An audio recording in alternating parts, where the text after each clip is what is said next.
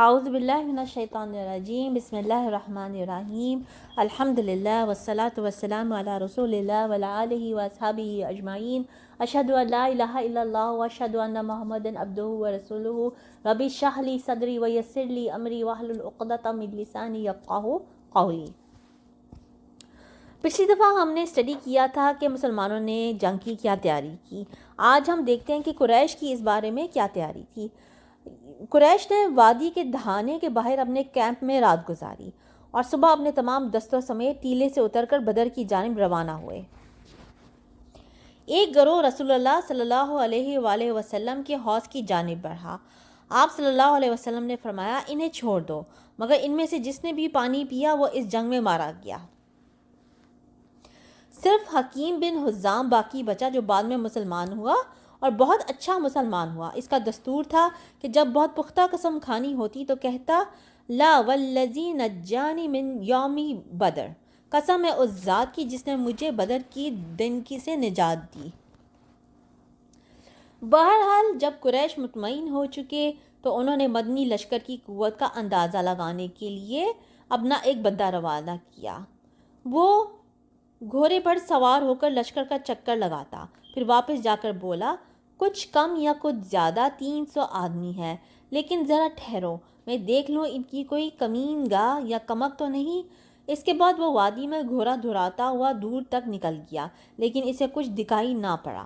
چنانچہ اس نے واپس جا کر کہا، میں نے کچھ پایا تو نہیں، لیکن اے قریش کے لوگوں، میں نے بلائیں دیکھی ہیں جو موت کو لادے ہوئے ہیں۔ یثرب کے اونٹ اپنے اوپر خاص موت سوار کیے ہوئے ہیں۔ یہ ایسے لوگ ہیں جن کی ساری حفاظت اور ملجا اور ماوا خود ان کی تلواریں ہیں، کوئی اور چیز نہیں۔ خدا کی قسم میں سمجھتا ہوں کہ ان کا کوئی آدمی تمہارے آدمی کو قتل کیے بغیر قتل نہ ہوگا، اور اگر تمہارے خاص افراد کو انہوں نے مار لیا تو اس کے بعد جینے کا مزہ ہی کیا ہے، اس لیے ذرا اچھی طرح سوچ سمجھ لو۔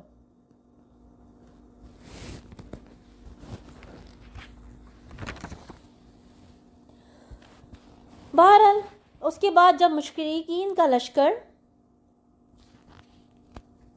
نمودار ہوا اور دونوں فوجیں ایک دوسرے کو دکھائی دینے لگیں تو رسول اللہ صلی اللہ علیہ وسلم نے فرمایا، اے اللہ، یہ قریش ہیں جو اپنے پورے غرور و تکبر کے ساتھ تیری مخالفت کرتے ہوئے اور تیرے رسول صلی اللہ علیہ وسلم کو جھٹلاتے ہوئے آ گئے ہیں۔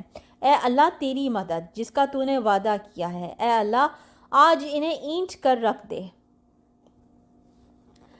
نیز رسول اللہ صلی اللہ علیہ وسلم نے عتبہ بن ربیعہ کو اس کے ایک سرخ اونٹ پر دیکھ کر فرمایا، اگر قوم میں سے کسی کے پاس خیر ہے تو سرخ اونٹ والے کے پاس ہے، اگر لوگوں نے اس کی بات مان لی تو صحیح راہ پائیں گے۔ اس موقع پر رسول اللہ صلی اللہ علیہ وسلم نے مسلمانوں کی صفیں درست فرمائی۔ صف کی درستگی کے دوران ایک عجیب واقعہ پیش آیا۔ آپ صلی اللہ علیہ وسلم کے ہاتھ میں ایک تیر تھا جس کے ذریعے آپ صف سیدھی فرما رہے تھے کہ سوار کے پیٹ پر جو سب سے کچھ آگے نکلے ہوئے تھے تیر کا دباؤ ڈالتے فرمایا، سواد برابر ہو جاؤ۔ سواد نے کہا، اے اللہ کے رسول صلی اللہ علیہ وآلہ وسلم، آپ صلی اللہ علیہ وآلہ وسلم نے مجھے تکلیف پہنچا دی، بدلہ دیجیے۔ آپ صلی اللہ علیہ وسلم نے اپنا پیٹ کھول دیا اور فرمایا، بدلہ لے لو۔ سواد آپ صلی اللہ علیہ وسلم سے چمٹ گئے اور آپ صلی اللہ علیہ وسلم کے پیٹ کا بوسہ لینے لگے۔ آپ صلی اللہ علیہ وسلم نے فرمایا، سواد، اس حرکت پر تمہیں کس بات نے آمادہ کیا؟ انہوں نے کہا، اے اللہ کے رسول صلی اللہ علیہ وسلم، جو کچھ درپیش ہے آپ صلی اللہ علیہ وسلم دیکھ ہی رہے ہیں۔ میں نے چاہا کہ ایسے موقع پر آپ صلی اللہ علیہ وسلم سے آخری معاملہ یہ ہو کہ میری جلد آپ صلی اللہ علیہ وسلم کی جلد سے چھو جائے۔ اس پر رسول اللہ صلی اللہ علیہ وسلم نے ان کے لیے دعائے خیر فرمائی۔ جب صفیں درست کی جا چکی تو آپ صلی اللہ علیہ وسلم نے لشکر کو ہدایت فرمائی کہ جب تک اسے آپ کے آخری احکام موصول نہ ہو جائیں جنگ شروع نہ کریں۔ اس کے بعد طریقہ جنگ کے بارے میں ایک خصوصی رہنمائی فرماتے ہوئے ارشاد فرمایا کہ جب مشرکین جھمگٹ کر کے تمہارے قریب آ جائیں تو ان پر تیر چلانا اور اپنے تیر بچانے کی کوشش کرنا، یعنی پہلے سے ہی فضول تیر اندازی کر کے تیروں کو ضائع نہ کرنا، اور جب تک وہ تم پر چھا نہ جائیں تلوار نہ کھینچنا۔ اس کے بعد خاص آپ صلی اللہ علیہ وسلم اور ابو بکر رضی اللہ عنہ چھپر کی طرف واپس گئے اور حضرت سعد بن معاذ رضی اللہ عنہ اپنا نگران دستہ لے کر چھپر کے دروازے پر تعینات ہو گئے۔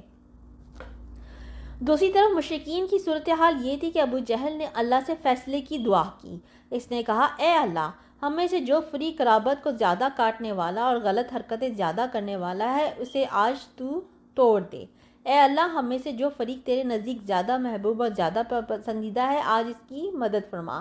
بعد میں اسی بات کی طرف اشارہ کرتے ہوئے اللہ نے یہ آیت نازل فرمائی، اگر تم فیصلہ چاہتے تو تمہارے پاس فیصلہ آ گیا، اور اگر تم باز آ جاؤ تو یہی تمہارے لیے بہتر ہے، لیکن اگر تم اس حرکت کی طرف پلٹو گے تو ہم بھی تمہاری سزا کی طرف پلٹیں گے، اور تمہاری جماعت اگرچہ وہ زیادہ ہی کیوں نہ ہو تمہارے کچھ کام نہ آ سکے گی، اور یاد رکھو کہ اللہ مومنین کے ساتھ ہے۔ اس معرکے کا پہلا ایندھن اسود بن مخزومی تھا۔ یہ شخص بڑا اریل اور بد خلق تھا۔ یہ کہتے ہوئے میدان میں نکلا کہ میں اللہ سے عہد کرتا ہوں کہ ان کے حوض کا پانی پی کر رہوں گا، ورنہ اسے ڈھا دوں گا یا اس کے لیے جان دے دوں گا۔ جب یہ ادھر سے نکلا تو ادھر سے حضرت حمزہ بن عبد المطلب برآمد ہوئے۔ دونوں میں حوض سے پڑے ہی مدبھیر ہوئی۔ حضرت حمزہ رضی اللہ عنہ نے ایسی تلوار ماری کہ اس کا پاؤں نصف پنڈلی سے کٹ کر اڑ گیا اور وہ پیٹھ کے بل گر پڑا۔ اس کے پاؤں سے خون کا فوارہ نکل رہا تھا جس کا رخ اس کے ساتھیوں کی طرف تھا، لیکن اس کے باوجود وہ گھٹنوں کے بل گھسٹ کر حوض کی طرف بڑھا اور اس میں داخل ہوا ہی چاہتا تھا کہ اپنی قسم پوری کر لے کہ اتنے میں حضرت حمزہ رضی اللہ عنہ نے دوسری ضرب لگائی اور وہ حوض کے اندر ہی ڈھیر ہو گیا۔ یہ اس معرکے کا پہلا قتل تھا اور اس سے جنگ کی آگ بھڑک اٹھی۔ چنانچہ اس کے بعد قریش کے 3 بہترین شہسوار نکلے جو سب کے سب ایک ہی خاندان کے تھے، ایک عتبہ اور دوسرا اس کا بھائی شیبہ جو دونوں نکلے، ایک عوف دوسرا معاوض، یہ دونوں حارث کے بیٹے تھے اور ان کی ماں کا نام افرا تھا، تیسرے عبداللہ بن رواحہ۔ قریشیوں نے کہا، تم کون لوگ ہو؟ انہوں نے کہا، انصار کی ایک جماعت ہیں۔ قریشیوں نے کہا، آپ لوگ شریف مقابل ہیں، لیکن ہمیں آپ سے سروکار نہیں، ہم تو اپنے چچیرے بھائیوں کو چاہتے ہیں۔ پھر ان کی منادی نے آواز لگائی، محمد صلی اللہ علیہ وسلم، ہمارے پاس ہماری قوم کے ہمسروں کو بھیجو۔ رسول اللہ صلی اللہ علیہ وسلم نے فرمایا، عبیدہ بن حارث اٹھو، حمزہ اٹھیے، علی اٹھو۔ جب یہ لوگ اٹھے اور قریشیوں کے قریب پہنچے تو انہوں نے پوچھا، آپ کون لوگ ہیں؟ انہوں نے اپنا تعارف کروایا۔ قریشیوں نے کہا، ہاں آپ لوگ شریف مقابل ہیں۔ اس کے بعد معرکہ آرائی ہوئی۔ حضرت عبیدہ نے جو سب سے مومر تھے عتبہ بن ربیعہ سے مقابلہ کیا، حضرت حمزہ نے شیبہ سے اور حضرت علی نے ولید سے۔ حضرت حمزہ اور حضرت علی نے تو اپنے مقابل کو جھٹ مار لیا، لیکن حضرت عبیدہ اور ان کے مد مقابل کے درمیان ایک وار کا تبادلہ ہوا اور دونوں میں سے ہر ایک نے دوسرے کو گہرا زخم لگایا۔ اتنے میں حضرت علی اور حضرت حمزہ اپنے شکار سے فارغ ہو کر آ گئے۔ آتے ہی عتبہ پر ٹوٹ پڑے، اس کا کام تمام کیا اور حضرت عبیدہ کو اٹھا لائے۔ ان کا پاؤں کٹ گیا تھا اور آواز بند ہو گئی تھی جو مسلسل بند ہی رہی، یہاں تک کہ جنگ کے چوتھے یا 5ویں دن جب مسلمان مدینہ واپس آتے ہوئے وادی صفرا سے گزر رہے تھے ان کا انتقال ہو گیا۔ حضرت علی رضی اللہ عنہ کی قسم کھا کر فرمایا کرتے تھے کہ یہ آیت ہمارے ہی بارے میں نازل ہوئی، یہ دونوں فریق ہیں جنہوں نے اپنے رب کے بارے میں جھگڑا کیا۔ اس مبارزت کا انجام مشرکین کے لیے ایک برا آغاز تھا۔ وہ ایک ہی جست میں اپنے 3 بہترین شہ سواروں اور کمانڈروں سے ہاتھ دھو بیٹھے تھے، اس لیے انہوں نے غیظ و غضب سے بے قابو ہو کر ایک آدمی کی طرح یکبارگی حملہ کر دیا۔ دوسری طرف مسلمان اپنے رب سے نصرت اور مدد کی دعا کرنے اور اس کے حضور اخلاص اپنانے کے بعد اپنی اپنی جگہوں پر جمے اور دفاعی موقف اختیار کیے مشرکین کے تابڑتوڑ حملوں کو روک رہے تھے اور انہیں خاصا نقصان پہنچا رہے تھے۔ زبان پر عہد کا کلمہ تھا۔